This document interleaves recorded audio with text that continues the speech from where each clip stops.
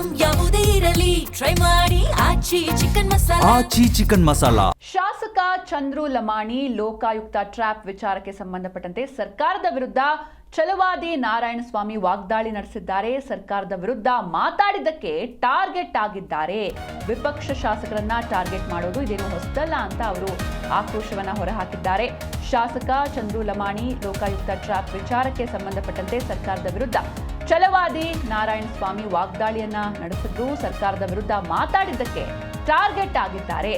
ವಿಪಕ್ಷ ಶಾಸಕರನ್ನ ಟಾರ್ಗೆಟ್ ಮಾಡೋದು ಇದೇನು ಹೊಸದಲ್ಲ. ಬೈರತಿ ಬಸವರಾಜ್ ಆಗಿರಬಹುದು, ಜೊತೆಗೆ ಮುನಿರತ್ನ ಅವರನ್ನ ಯಾವ ರೀತಿ ಮಾಡಿದ್ರು, ಈಗ ನನ್ನ ಅಶೋಕ್ ಹಾಗೂ ವಿಜಯೇಂದ್ರ ವಿರುದ್ಧ ಕೈ ಟಾರ್ಗೆಟ್ ಮಾಡ್ತಾ ಇದೆ ಅಂತ ಸರ್ಕಾರದ ವಿರುದ್ಧ ಛಲವಾದಿ ನಾರಾಯಣಸ್ವಾಮಿ ವಾಗ್ದಾಳಿಯನ್ನ ನಡೆಸಿದ್ದಾರೆ.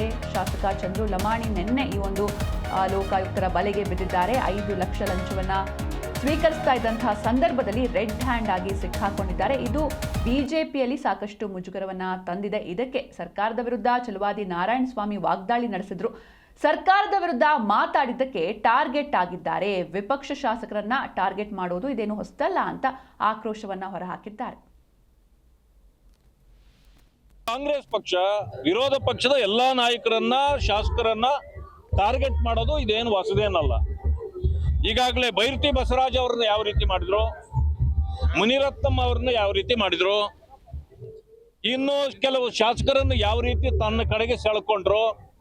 ಈಗ ಅಶೋಕ್ ಅವ್ರ ಮೇಲೆ ಆಗ್ಲಿ, ನನ್ನ ಮೇಲೆ ಆಗ್ಲಿ, ವಿಜೇಂದ್ರ ಅವ್ರ ಮೇಲೆ ಏನೇನ್ ಮಾಡ್ತಿದ್ದಾರೆ ಇದೆಲ್ಲವೂ ಕೂಡ ಸಮಾಜಕ್ಕೆ ಗೊತ್ತಿರ್ತಕ್ಕಂಥದ್ದೇ. ಆದ್ರೆ ನಮ್ಮನ್ನ ಅವ್ರು ಏನು ಮಾಡಕ್ಕಾಗಲ್ಲ. ನಾವು ಜಗ್ಗೋರು ಅಲ್ಲ, ನಾವು ಬಗ್ಗೋರು ಅಲ್ಲ. ಅವ್ರು ಹೇಳಿದ್ರು ನಾವು ಜಗ್ಗೋದಿಲ್ಲ ಬಗ್ಗೋದಿಲ್ಲ ಅಂತ. 14 ಸೈಟು ರಾತ್ರಿ ಕೊಟ್ಟು ಬಗ್ಗಿಲ್ವೇ? ಇಲ್ಲಿ ಏರ್ಪೋರ್ಟ್ ಪಕ್ಕದಲ್ಲಿ 5 ಎಕರೆ ಜಾಗ ಹೊಡೆದು ರಾತ್ರಿ ಜಗ್ಗಿಲ್ವೇ? ನಮ್ಮನ್ನ ಜಗ್ಸಕ್ ಅವರಿಂದ ಆಗಲ್ಲ. ಯಾಕೆ ಗೊತ್ತಾ? We are like A white paper. ನಮ್ಮನ್ನ ಇವ್ರು ಏನು ಮಾಡಕ್ಕಾಗಲ್ಲ.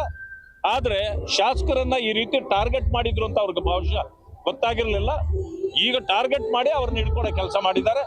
ಇರ್ಲಿ, ಅದನ್ನ ಅವರು ಪ್ರೂವ್ ಮಾಡಿ ಬರ್ತಾರೆ. ಅವರು ಈ ಕಾಂಗ್ರೆಸ್ ಪಕ್ಷ ವಿರೋಧ ಪಕ್ಷದ ಎಲ್ಲಾ ನಾಯಕರನ್ನ ಶಾಸಕರನ್ನ ಟಾರ್ಗೆಟ್ ಮಾಡೋದು ಇದೇನು